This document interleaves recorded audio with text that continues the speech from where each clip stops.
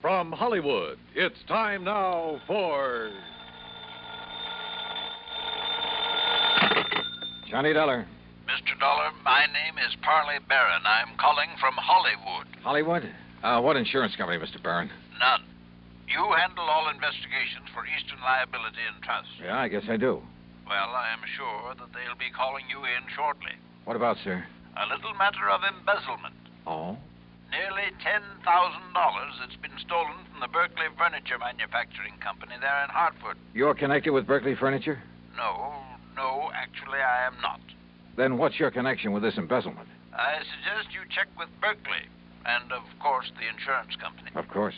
When you have learned the facts from them, I am sure you will find it of the utmost importance to contact me. You sent in Hollywood? Yes. Goodbye, Mr. Dollar. Yeah, but where in Holly... Hello? Hello? Oh, he's a lot of help.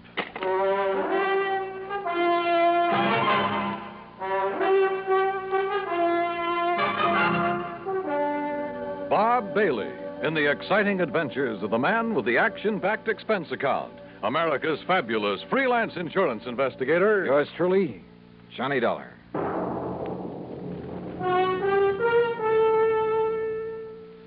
And now, Act One of yours truly, Johnny Dollar.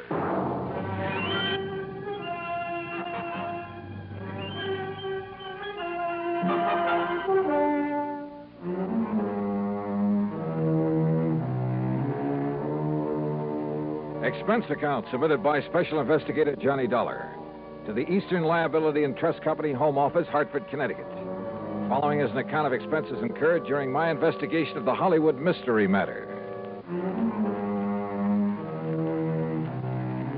Expense account item 1, 10 cents for a phone call to Hal Speidel, who's my regular contact at Eastern Liability and Trust. Well, hi, Johnny. Nice to talk to you again. Yeah, nice to talk to you, Hal. Listen, have you received a report of loss from the Berkeley Furniture Manufacturing Company? Well, they're a client of ours, but no. What makes you ask a thing like that? A phone call I just got. They called you direct? Well, somebody did. A man by the name of Parley Wait a second. Yes, Miss Turner. Who? Hold everything, Johnny. I'm holding. Hey, what did you say? When? We'll find out how much. Johnny. Yeah? You've got an assignment, boy, and it's Berkeley Furniture Manufacturing Company. Embezzlement? Yes. 10,000? But how you found out about it? Listen, they just found out about it themselves, so get on over there and see what goes, will you? Hal, will do.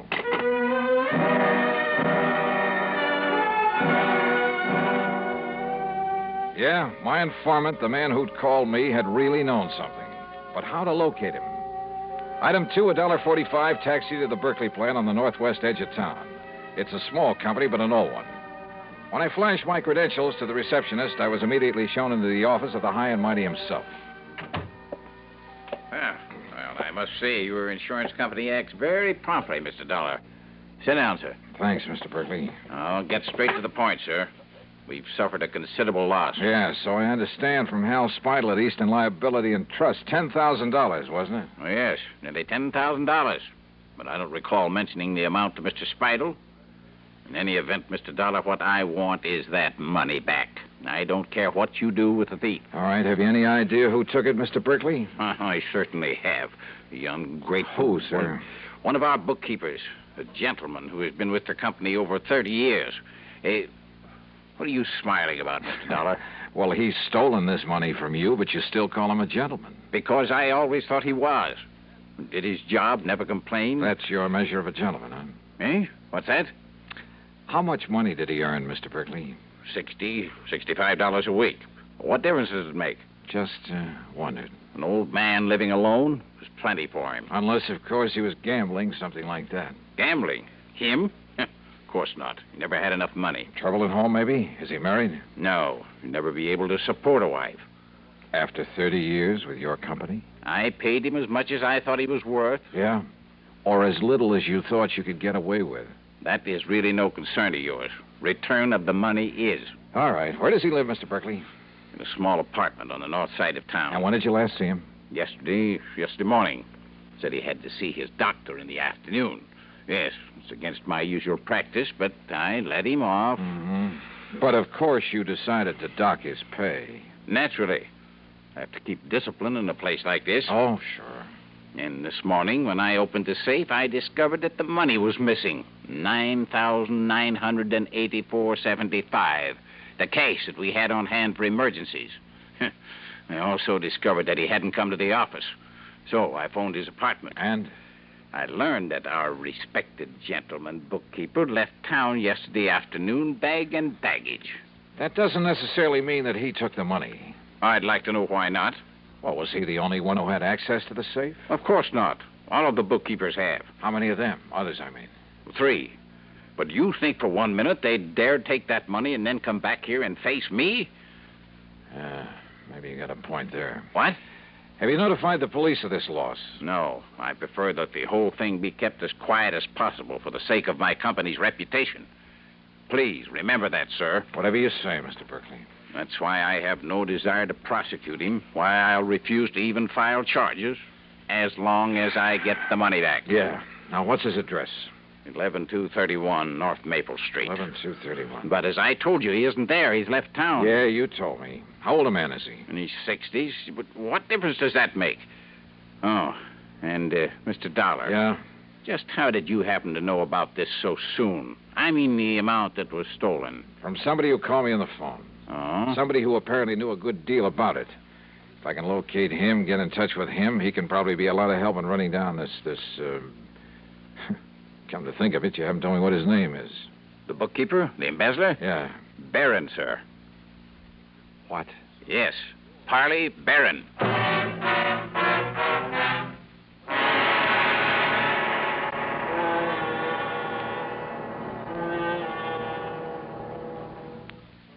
Act 2 of yours truly, Johnny Dollar, in a moment. And now, Act 2 of yours truly, Johnny Dollar, and the Hollywood Mystery Matter.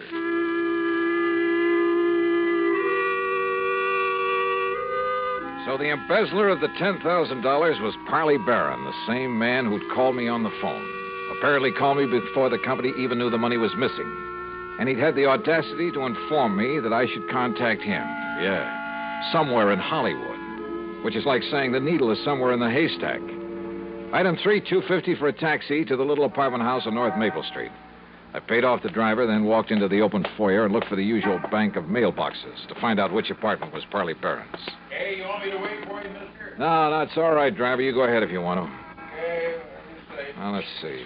Nelson, Davis, Parrots. Oops. Oh, excuse me, sir. That's all right. Spaulding, Pierce, Robeson. Taxi, wait a minute. Oh, here we are. Barron, apartment 103. Just a minute, young man. Are you a salesman?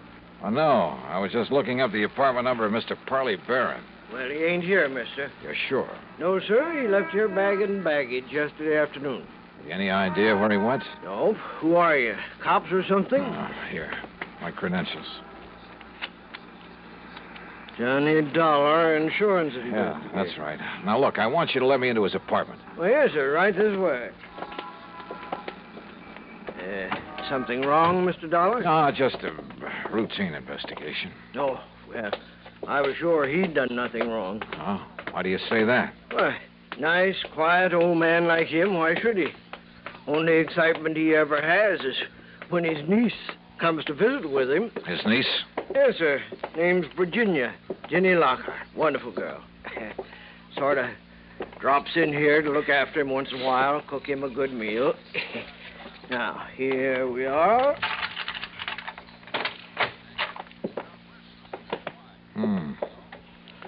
Well, it sure looks like he left in a hurry. Closet's open, doors pulled out.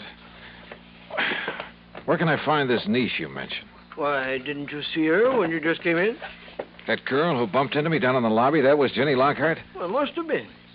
Guess she dropped in for a visit with her uncle, found him gone, and then lit out again. And I didn't have sense enough to get a good look at her. Well, now, here's a picture of her, mister.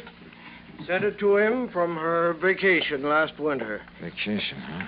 Blue sky and palm trees. Down in Hollywood, I understand.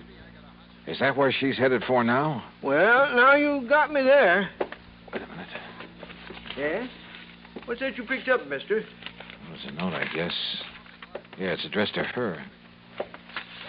Jenny, my dear. The doctor you had me see has finally told me the truth. Is this his handwriting? Yeah, that's his, all right. He's finally told me the truth. I have less than a week to live. Oh, my. And so for the first time in my life, except for some happy moments with you, I'm going to really live. Make up for some of the things I've had to miss all these years. Well, say now. Yes. You may have some idea where I've gone, but please, dear, don't try to follow me. Your loving Hollywood. Yeah, like I said, that's what... And she ran off with the taxi I had. Oh, you want me to call you a taxi, mister? I sure do, brother, and fast.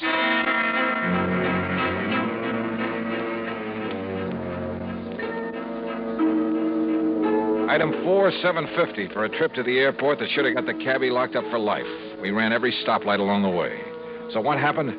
I got there just in time to see a plane taking off. And the man at the ticket counter politely informed me that Virginia Lockhart was among the passengers headed for New York. And where would she go from there? Hollywood. I'd bet my last nickel on it. Yeah, and she could lead me to the man I was after. I checked the schedules of all the airlines leaving New York. If I took the next plane out of Hartford, I could barely make a flight out of New York to the West Coast. In other words, Hollywood. Item 5, $162.80 for a through ticket. When we arrived in New York, where I had only seconds to change planes, I was the first one off. And then I saw her. She was boarding a plane from another ramp. By breaking a couple of records for the 100-yard dash and bulling my way through the gate, I managed to climb aboard just as the doors were being closed. A quick flash at my credentials kept the stewardess from throwing me off, and in a couple of minutes we were airborne. Now, I guess we'd better make some arrangement about your ticket, sir. Huh? Tickets? Yes, sir. Oh, no. Here, I already have it. Here you are. Oh, thank you. I'll just... Mr. Dollar? Yeah? I'm sorry, but this ticket is for Los Angeles. Well, sure. That's where I'm going. Well, not on this plane, I'm afraid. Huh? This is a non-stop flight to Miami. What? Yes, sir. Miami, Florida. Act 3 of yours truly, Johnny Dollar, in a moment. Now, Act 3 of yours truly, Johnny Dollar, and the Hollywood Mystery Matter. Wait a minute. This plane is headed for Florida? Yes, sir. Non-stop flight to Miami. But I thought this was... Look, I gotta get to Los Angeles, to Hollywood. I'm sorry, Mr. Dollar. Oh, not half as sorry as I am. So what do I do now? Well, I'm afraid there isn't much you can do. So why don't you go up in the cabin where there's one extra seat and, well, just relax and enjoy it. Okay, miss. Great. I'd been so sure it was Virginia Lockhart I'd seen climb aboard this plane, that she'd lead me to her uncle in Hollywood, to wherever he was in Hollywood. So what happened? I was stuck aboard a plane to Miami. All right, I took the advice of the stewardess and walked forward into the cabin to find a seat. And for once, luck was with me. The one vacant seat in that whole plane was right next to, yeah, you guessed it, to Ginny Lockhart. But why Miami? Could she possibly know that I was on the trail of Parley Barron? Was this a trick to lead me off his trail? I decided there was only one thing to do, play it like I hadn't the least idea in the world who she was, and at the same time, see if I could learn anything from her. As long as we're seatmates on this trip, we may as well know each other. My name's Johnny, Johnny Dollar. Miss, How do you do, Mr. Dollar? Be kind of nice to get on down south and away from all the snow and cold, won't it? Would you like some champagne? I understand all I have to do is flag down the stewardess, and she'll be... how about it? No, thank you.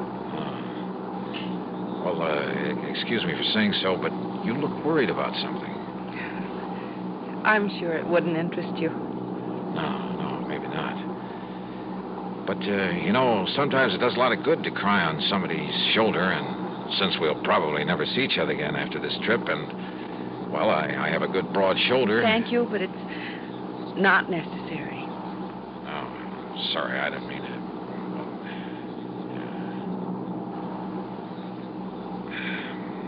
Going down to Florida for a vacation? No. I'm going to Florida to try to save somebody's life. Oh? But I'd rather not talk about it. And she didn't. Or did she talk about anything else during the rest of the flight? As we came into Miami, I decided the only thing I could do was transfer to a plane for Los Angeles and hope for the best. But she was my only real lead to Parley Barron. And if I left her here and went on to Hollywood. So I changed my mind. I decided to stay with her. Item 6, $9 even for a taxi that followed hers out of Miami Airport, then headed north. And where do we end up? Hollywood. Hollywood, Florida. Hollywood by the sea. And the Diplomat Hotel. I watched her make inquiries at the desk, heard the clerk tell her room 716. I managed to get an elevator before she did. By the time she reached the door of 716 and raised her hand to knock, I was standing right beside her. Mr. Johnny Dollar, what are you doing here? I've been following you, Ginny, Why? to find your uncle, Parley Barron, who stole $10,000 from the company he was working for. He what? Yeah. And unless I'm all wet, this is the door to his suite. You say he stole... I found the he note stole- he'd written to you, Ginny, back at his apartment in Hartford. Mr. Dollar, Johnny... Yeah, and it all ties up, including his phone call to me. It was to make me think he was headed for Hollywood, California, to throw me off, give him time. Please listen to me. He said that for once in his life, for the few remaining days of it, he was really going to live it up. So he came here, to the Hollywood that you told him about. Came here for one last desperate, glorious fling. Listen, that's what he thought. But don't you see... And the more I've thought about that crummy, penny-pinching outfit that he worked for 30 miserable years, the more I hated this assignment. Hated the thought of having to deprive that poor old man of this one last chance to get some fun out of life. Because all I know about him is that he's a decent sort who's been taken advantage of. He's a wonderful man. And he's been a good man all his life. Jenny, don't you see? Unless I get him return the $10,000 to his firm... Johnny, listen. He can't have spent $10,000, and I'll make up the rest. Sorry, Jenny. You're not the police. You're not the law. But I have a job to do. Does that dirty old company want the money? Or does it want him? Johnny? For the sake of my company's reputation, that's why I have no desire to prosecute him. Why I refuse to even file charges, as long as I get the money back. Johnny, if I give you enough to take the $10,000 back to them? Okay, Jenny, it's a deal. Oh, thank you. I'm awfully glad. And because of something else, Johnny. Oh? The reason why I was looking for him. What do you mean? The new doctor I'd had him go to a couple of weeks ago, my doctor. He gave him a lot of tests. Then Uncle went back to see him yesterday afternoon. Yes, I understand. It was to find out the result of the tests, and the doctor told him wrong. The lab reports had got mixed up. You mean that he isn't going to die? No. And the doctor tried to call him, but couldn't reach him, so he called me. That's why I went to his apartment. But he'd left, so I came down here to try to find him. I tried to tell you, Johnny, because... Well, don't you see he's going to be all right? Well, then, Jenny, I guess that leaves only one more thing to be done. What, Johnny? Tell him the good news.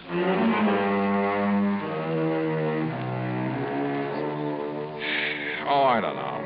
Maybe I'm just a sucker for a good-looking girl. And maybe this makes me an accessory to the crime. But you know something? And you can blame it on the holiday season, anything you like. I don't care. Expense account total, including the trip back to Hartford. Well, a happy new year to you, too. Yours truly, Johnny Dollar.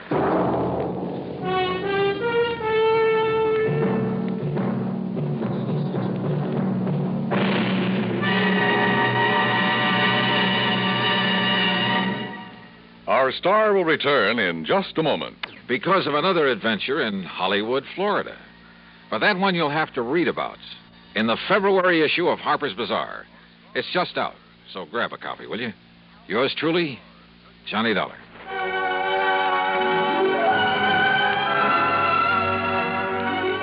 Yours Truly Johnny Dollar, starring Bob Bailey, originates in Hollywood and is written, produced, and directed by Jack Johnstone. Heard in our cast were Virginia Gregg, Gene Tatum, Parley Bear, Forrest Lewis, Junius Matthews, and Frank Gerstle.